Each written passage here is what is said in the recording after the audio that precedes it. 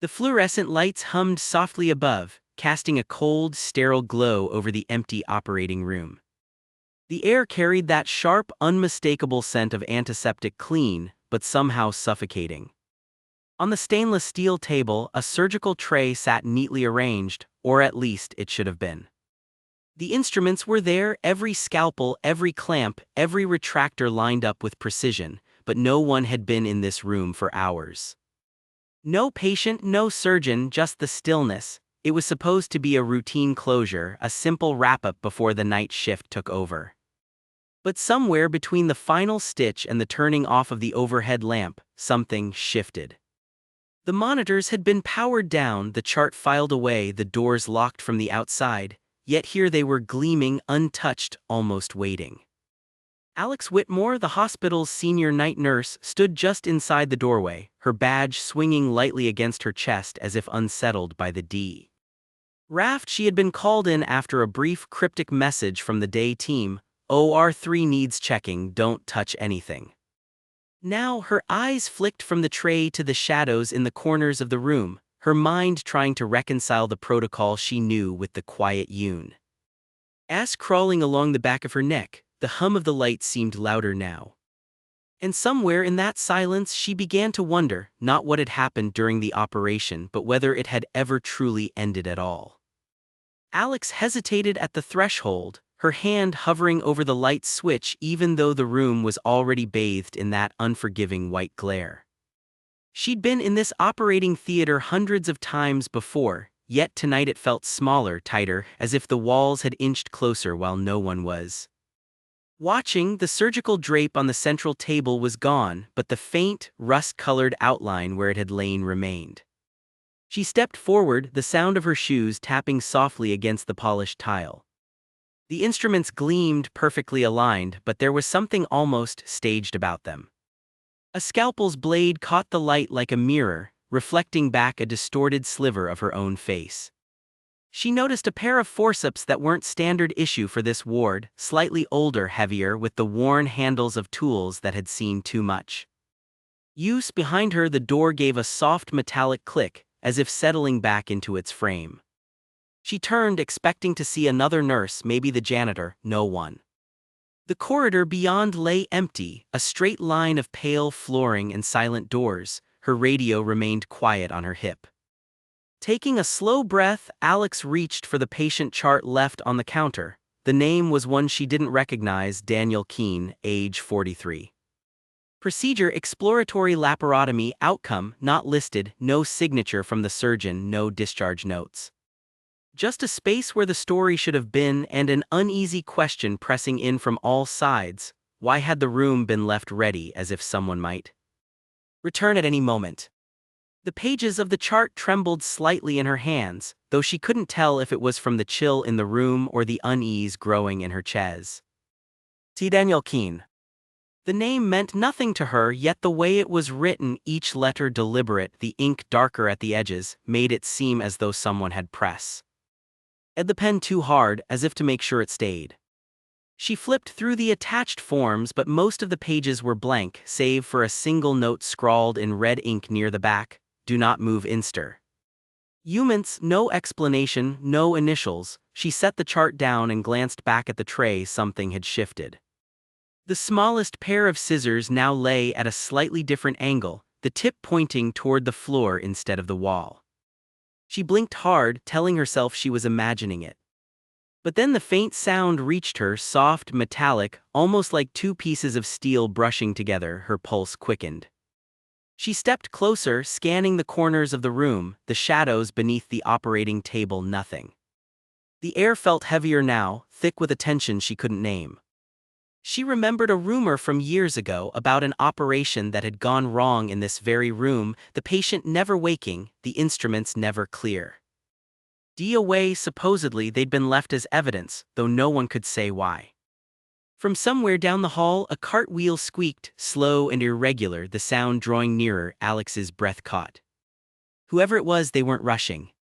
They were coming at their own pace, and it felt less like help and more like someone returning to finish what they had started. The squeak of the wheel grew louder, echoing against the sterile walls until it felt like it was coming from all directions at once. Alex's fingers tightened around the edge of the counter, her eyes locked on the door. It would only take a few steps to cross the room and pull it open, but something deep inside urged her to stay exactly where she was. Whoever was out there, they didn't want to be rushed. A shadow slid across the gap beneath the door, long, unbroken, as if cast by someone standing perfectly still. Then, without warning, the wheel's sound stopped altogether. Silence pressed in. Alex felt her heartbeat in her ears. She forced herself to breathe, slow and shallow, her gaze drifting toward the tray again. That was when she saw it. The forceps, the older, heavier pair she'd noticed earlier, were no longer on the tray. They weren't on the table or the floor. They were gone. She took a step back, scanning the room with a rising sense of dread. Every inch of her training told her this was impossible. Nothing entered or left this room without someone noticing. A soft rattle came from behind the supply cabinet, like metal tapping gently against metal. Her first instinct was to call out, but her throat tightened before the words could form. Instead, she reached for her radio, pressing the button with her thumb. Static hissed in reply, no voice, no signal. The air felt colder now, the overhead lights buzzing faintly as though the power itself was straining. Somewhere beyond the door, something shifted, slow, deliberate, like the sound of gloves being pulled on. And Alex realized with a chill that went straight to her bones that whoever had taken the forceps was already inside the room. Alex's breath caught in her throat. She turned slowly, her eyes darting toward the far corner where the shadows pooled deepest. The overhead light didn't quite reach there, leaving a soft gray veil over the tiled floor. For a moment, nothing moved. Then, just barely, she saw it, the glint of steel catching the light for the briefest second before vanishing again. Her heartbeat thudded against her ribs, each pulse loud enough to feel in her fingertips. She stepped backward, her shoe brushing against the wheel of a stool. It rolled slightly, the sound impossibly loud in the silence. Her gaze flicked toward the supply cabinet, its doors closed but trembling ever so slightly, as if something inside was shifting, testing the latch. A memory surfaced unbidden. Years ago, during her early training, she'd overheard Dr. Nathan Hale telling a story late one night in the break room. He spoke of a patient who'd been prepped for surgery but never survived anesthesia, his body removed quickly, his cause of death left open-ended. According to Hale, the surgeon had been seen in the OR alone afterward, rearranging tools long after the lights were supposed to be out. No one ever explained why. Alex took another step back, her hand brushing the edge of the chart still lying on the counter. The red note, "Do not move instruments," flashed in her mind like a warning. A faint scrape came from the cabinet again, followed by a slow, deliberate creak. She wanted to run, every instinct screamed at her to get out. But as she turned toward the door, her eyes caught a smear on the tile, dark, thin, trailing from the cabinet toward the operating table. It wasn't blood, it was something thicker, almost oily, leaving a faint reflection under the harsh light. And before she could process it, a voice, a low, steady whisper rose from the shadows, "It's not finished yet." Alex froze, her muscles locking as the words hung in the air. The voice was so close she could almost feel its breath against her ear, yet when she spun around, the space behind her was empty. The cabinet doors stood ajar now, their hinges groaning softly. Inside, rows of sealed surgical packs were stacked neatly, except for the gap at the bottom where something had been removed. Her eyes scanned the room, searching for movement, but the silence had returned, heavy and absolute. She swallowed hard, her throat dry, and forced herself to step toward the cabinet. The oily smear on the tile was fresher here, pooling in a small crescent shape as though something had been set down and then lifted away. From the far side of the operating table came a faint tap, like the tip of metal touching glass. She leaned just far enough to see the edge of a stainless steel kidney dish resting at an odd angle, half on the tray, half hanging in the air as if lanced by an unseen hand. Her breath quickened. She wanted to tell herself it was a trick of the light, that her mind was filling the empty room with ghosts. But then the dish shifted, scraping against the tray before settling flat again. Her radio crackled suddenly, the burst of static startling her so badly she nearly dropped it. A voice came through, muffled, distorted, but she caught a single word: leave. She pressed the button, calling for the night security officer, Paul Jennings. No answer, only the hum of interference. And then, from behind the operating table, a figure began to rise, slow, deliberate, its shape vague under the harsh light but unmistakably human. One hand gleamed with the dull silver of the missing forceps, the other was hidden entirely, tucked close to its side, as if protecting something at D. "I didn't want her to see." Alex's breath grew shallow as the figure straightened fully, stepping into the light with an unsettling calm. It was a man, tall, his surgical gown wrinkled and faintly stained, the mask hanging loosely around his neck. His eyes, sharp and unblinking, locked onto hers without a hint of recognition, as though she were no more than an unexpected obstacle in his path. The forceps in his right hand twitched slightly, catching the glare from the overhead light. In his left, still tucked close to his side, he cradled something wrapped in a sterile drape. The shape was small, uneven, and for a moment, Alex's mind scrambled for any explanation that wasn't as dark as the one forming in her thoughts. "You shouldn't be here," he said finally, his voice low but steady, as though speaking to someone he'd been expecting all along. Alex's mouth went dry. She took a small step back, her fingers brushing against the edge of the counter, searching for something solid to ground her. "This room was closed hours ago," she managed, though her voice betrayed the tremor she felt. The man tilted his head slightly, almost as if amused. "Closed? No, it's still in progress." He moved toward the tray, his movements smooth, deliberate, never breaking eye contact. The forceps clicked once against the metal surface, the sound sharp enough to make her flinch. Her radio crackled again, and for a fleeting second she thought she heard Paul's voice, faint, urgent, but the man reached out and switched it off without even looking at it. Then, placing the wrapped object onto the tray with almost surgical care, he stepped back, his gaze shifting toward the door. Alex's eyes dropped to the bundle. The sterile drape had loosened slightly during the transfer, revealing a sliver of dark, dried fabric, and beneath it, what looked disturbingly like tea. He cuff of a hospital gown. Alex's stomach tightened, the air in the room suddenly too thick to draw in properly. She kept her eyes on the drape, unwilling to lift it but unable to look away. The man watched her closely, his expression unreadable, almost patient, as though waiting to see what she would do. The lights above flickered once, humming louder before settling back into their cold, steady glow.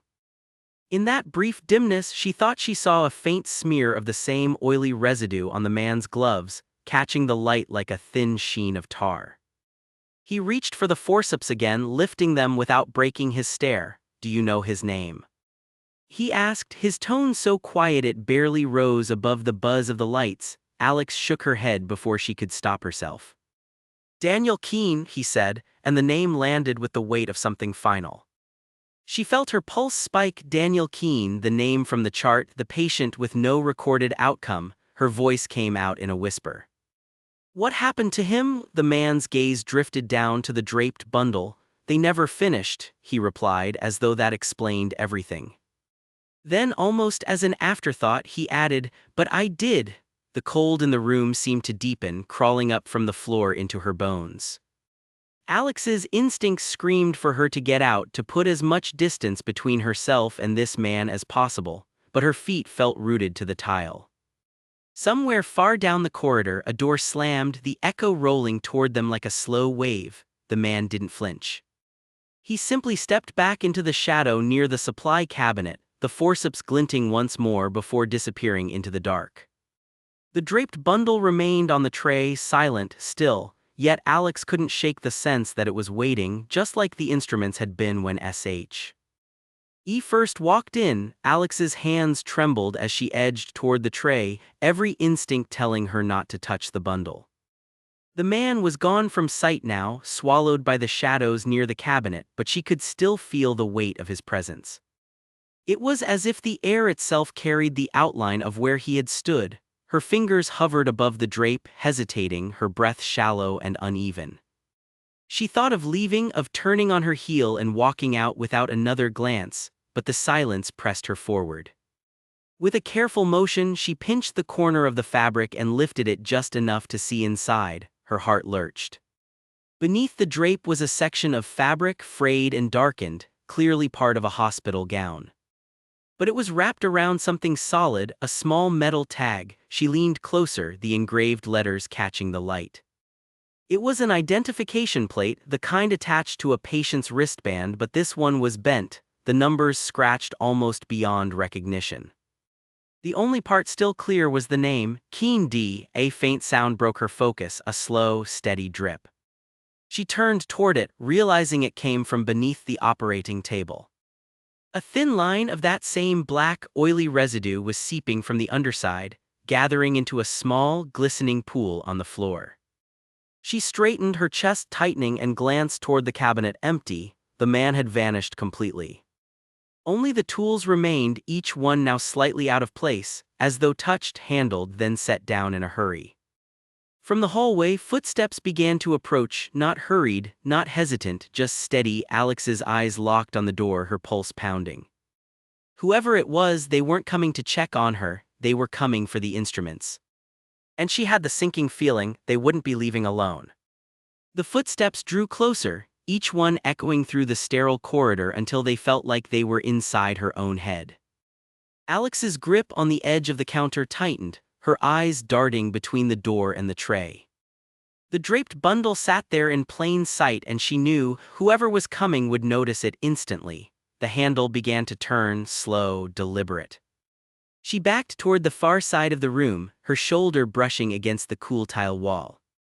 The door opened a few inches, and a figure stepped into view, Paul Jennings, the night security officer. His face was pale, his uniform slightly rumpled, but his expression was calm, too calm. "Alex," he said softly, scanning the room. His gaze lingered on the instruments, then the bundle, before meeting her eyes again. "You shouldn't have stayed," her voice cracked. "Paul, there was someone here, he had the forceps, She stopped, realizing how hollow the words sounded in the dead air. Paul stepped further inside, pushing the door shut behind him with a quiet click. "I know," he said, "that's why I'm here." He walked to the tray without hesitation, picking up the wrapped bundle as though it belonged to him. The oily residue smeared faintly onto his gloves, but he didn't seem to notice. Alex's heart pounded. "Where's Daniel Keene?" she asked, the name feeling heavier now than it had on the chart. Paul looked at her for a long moment before answering. "Not where he's supposed to be." Then, with the same deliberate pace, he moved toward the door, the instruments rattling softly on the tray. She didn't follow, she couldn't. The door closed, leaving her alone with the hum of the lights and the faint scent of antiseptic. Yet the instruments weren't all gone. On the table, exactly where the forceps had been, lay a single scalpel, its blade still wet, reflecting the light like a sliver of glass. And Alex understood with a cold certainty that the operation was far from over. Some say the operating room in Wing C has been locked ever since that night, the instruments packed away, the floor scrubbed clean. Others claim the door still opens if you know which handle to pull, and that inside, nothing has moved. The tray is still there, gleaming under the harsh lights, waiting for someone to finish what was started. As for Alex, she never worked another night shift. She left the hospital quietly without explanation and refused to answer questions from staff or investigators. But if you pressed her, if you caught her in one of those rare, unguarded moments, she would only say one thing: it was never about the patient, it was about the tools. And maybe that's the part that keeps people awake, the idea that what happened wasn't a mistake or an accident but a choice. One that someone, somewhere might still be making. If this story sent a shiver down your spine, there are more you need to hear. Subscribe now, turn on notifications, and step back into the shadows with me, because the next case might be darker than you think.